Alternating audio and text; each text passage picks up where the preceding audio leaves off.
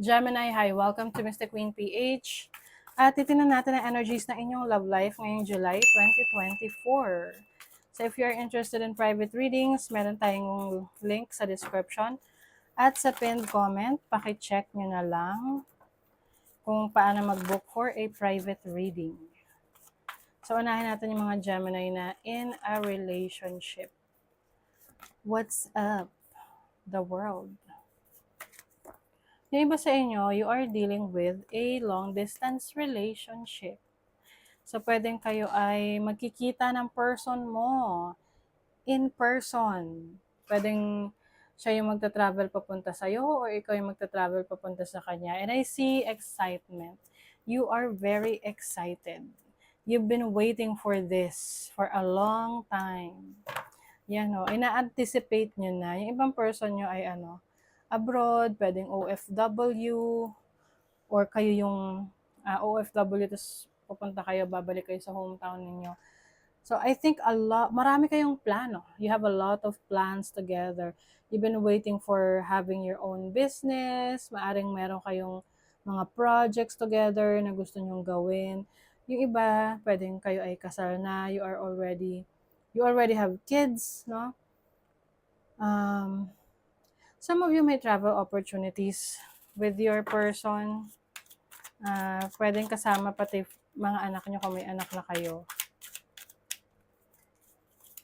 Let's see, ano pa, Gemini. Self-care, uy. Aalagaan ang sarili. Parang you are preparing for this, yung pagkikita nyo ulit. Siyempre, kailangan you are in a good condition.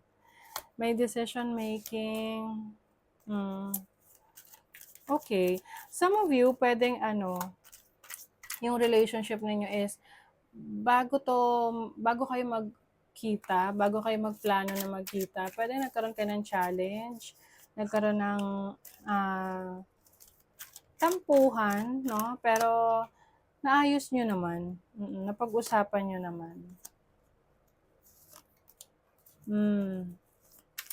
Twin flames. I think you have a very strong connection with your person, very passionate yung relationship ninyo. Maaring isa lang sa inyo rito na may pagka-drama queen, no? Yung tipong dramatic, very emotional, sensitive. Kaya, maaring yun yung nagiging reason kaya natitrigger yung isa dahil masyadong parang maliit na bagay pinapalaki nung other person.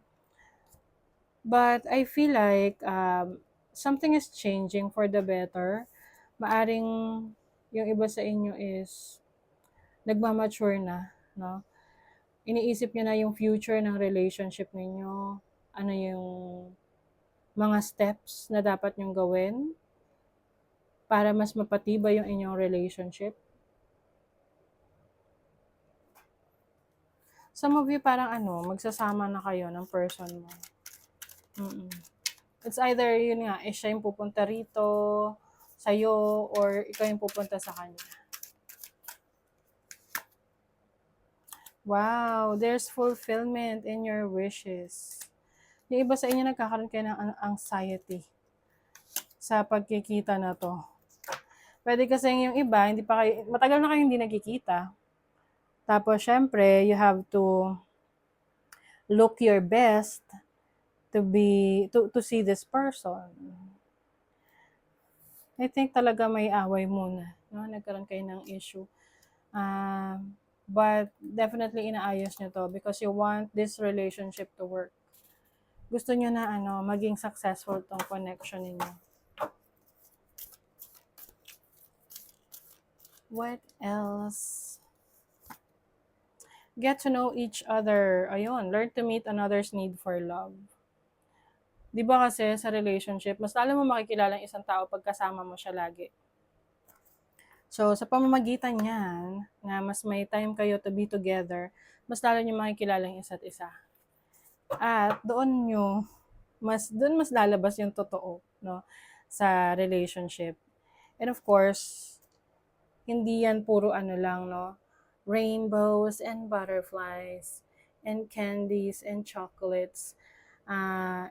it's about your compatibility, yung chemistry ninyo sa isa't isa. Doon nyo matetest ngayon if this relationship will last for a lifetime. Okay? So, doon naman tayo sa mga sa mga singles. Gemini singles. Gemini singles, what's up?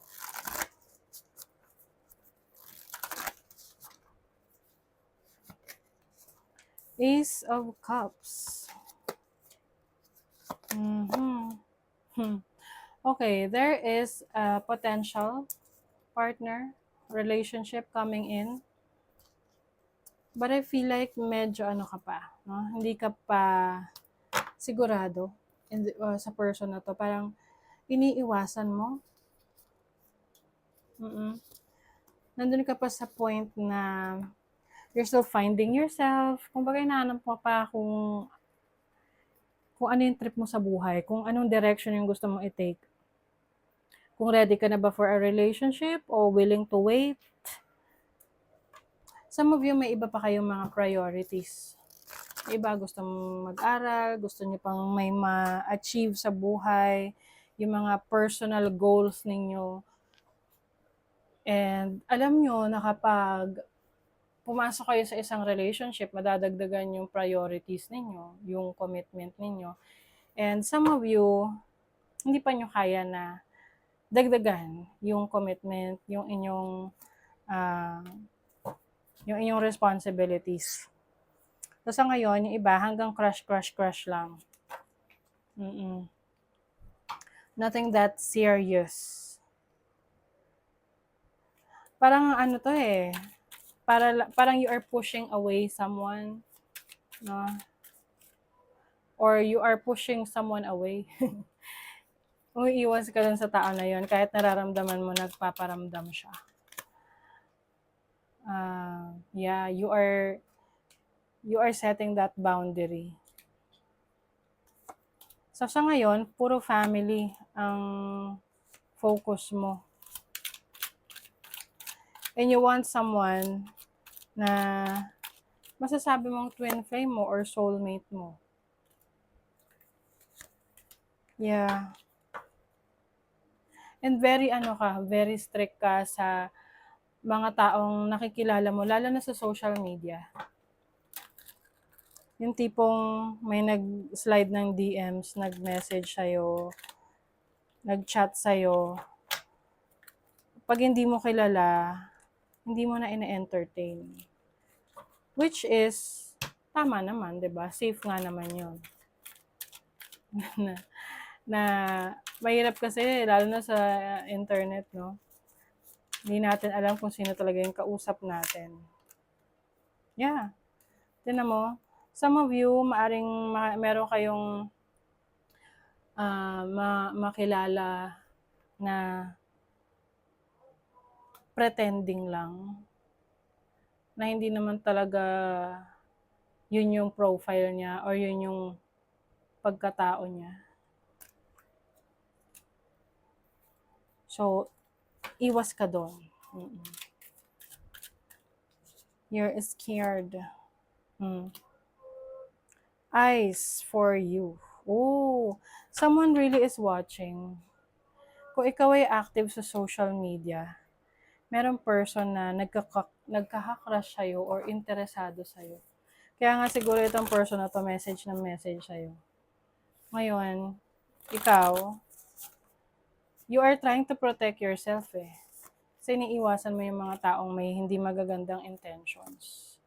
What if being kind to yourself is really could change everything? Yes. Kindness. Being kind to yourself. I think sa ngayon, mas focus mo muna yung sarili mo. To take care of your needs. Para mas may capacity ka na mahalin ng iba. Kasi kaya mong mahalin yung sarili mo. Diba? So, I think ngayon, you are focused more on your family, your loved ones, kaysa sa pagpasok sa isang relationship na hindi ka sigurado kung sino ba yan. Okay? But hindi maiiwasan yung ano, mga nagkakaroon ng interest sa'yo. Meron at meron, especially online.